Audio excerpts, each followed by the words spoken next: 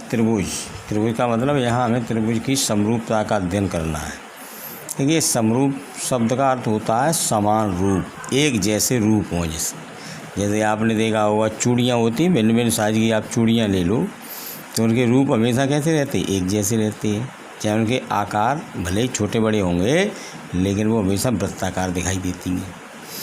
ऐसे ही आपके जैसे वर्ग हैं, आयत हैं, अगर छोटे बड़े उनके आकार हो सकते लेकिन उनके रूप हमेशा एक जैसे होते हैं। तो ऐसी जो आकृतियाँ होती हैं वो सदैव समरूप होती हैं। ऐसे दो व्रत हैं तो हमने बताया चूड़ियाँ, तो व्रत हमेशा समरूप होते हैं।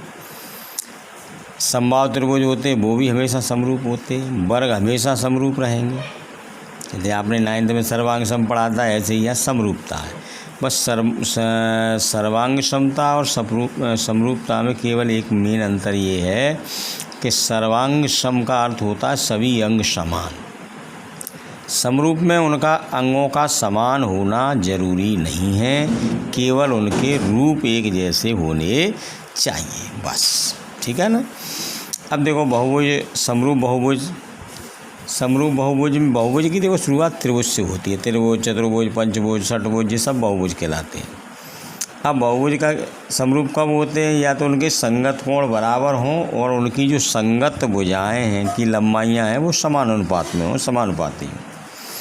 अब यह मेन चीज़ आती है हमारी सबसे पहले थेल्स प्रमेय, जिसे आधारभूत समानुपातिक प्रमेय कहते हैं कि यदि किसी त्रिभुज की एक भुजा के समांतर खींची गई अन्य रेखा त्रिभुज की अन्य दो भुजाओं को जिन दो अलग अलग बिंदुओं पर काटती है, वे बिंदु उन भुजाओं को समान अनुपात में विभक्त करते हैं। ये हमारा थेल्स थ्योरम है, इसका कथन है।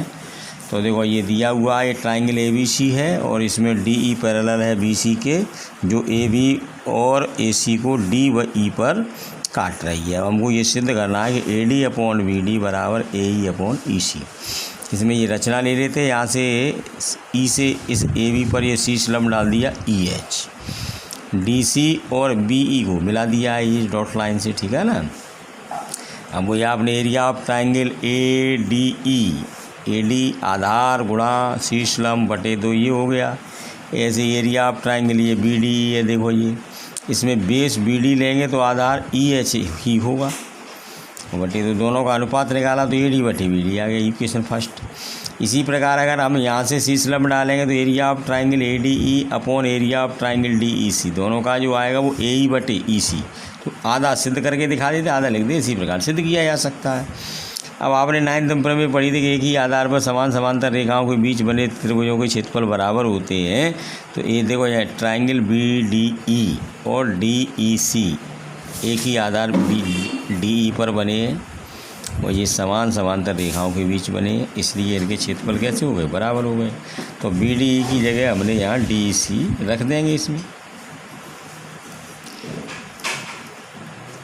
मतलब DEC की जगह BDE रख दिया यहाँ पे। तो ये आ गया इक्वेशन सेकंड, फर्स्ट और सेकंड की तुलना कर दी तो ये हमारा रिजल्ट आ जाता है। ठीक है ना।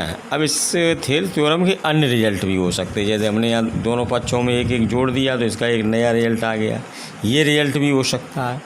तो वो तो जैसी ज़रूरत है उसके अनुसार इन्हें ऊपर नीचे पलट देते हैं, कोई दिक्कत नहीं। थेल्स का विलोम प्रमेय या क्योंकि प्रमेय का विलोम भी सत्य होता है कि यदि एक रेखा किसी त्रिभुज की दो भुजाओं को एक ही अनुपात में विभाजित करे तो वह तीसरी भुजा के समांतर होती है। इसका जो प्रूफ है वो अप्रत्यक्ष विधि से होता है। ठीक है ना। ये हो जाएगा। ये देखो एक्सरसाइज के सवाल हैं, ये हम डाले दे रहे हैं।